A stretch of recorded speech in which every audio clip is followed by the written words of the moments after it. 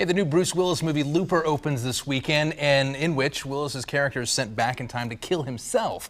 Well, most scientists say time travel isn't possible. But a Washington attorney claims he's done it dozens of times as part of a secret Cold War project. KOMO 4's Matt Markovich has his story. We eliminate people from the future.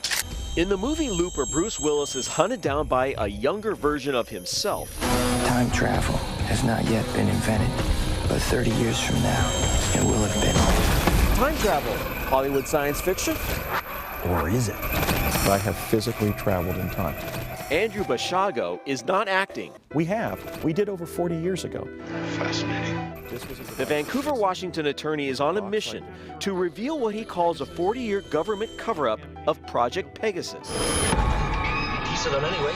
Where he says he was teleported back and sideways in time dozens of times. It would be a fascinating project. I have the whole story. I have hundreds of facts. I can tell you what personnel were at what locations where which time travel device was being used. And his time travel wasn't recent. It was when he was a kid. I entered the program officially in the fall of 1969 as a third grader, age 7. One of 140 kids, 60 adults, chrononauts as he calls them, including his dad, who joined him on his first jump. My dad held my hand and we jumped through the field of energy, and we seemed to be moving very rapidly. But there was also a paradox. We seemed to be going nowhere at all. Hold on tight, son.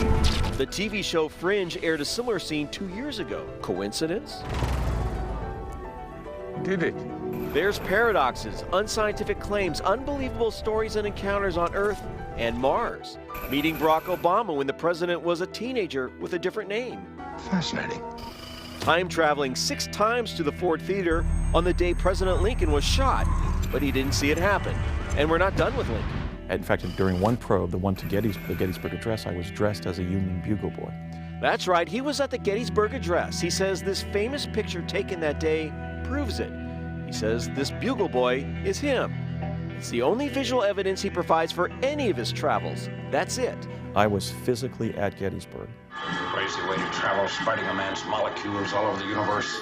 And what about that teleportation? He says Star Trek got it wrong.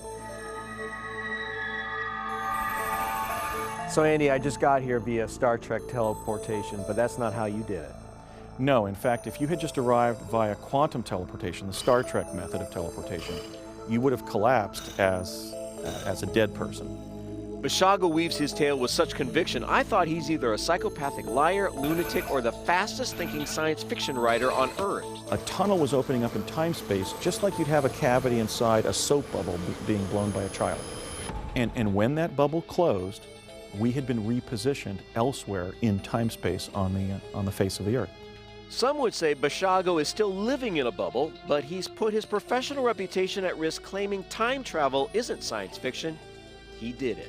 Please, Spock, do me a favor. And don't say it's fascinating. No. But it is interesting. Matt Markovich, KOMO 4 News. It was hard for us to confirm any of Andrew's claims. Still, he says many out there say they believe Project Pegasus was real.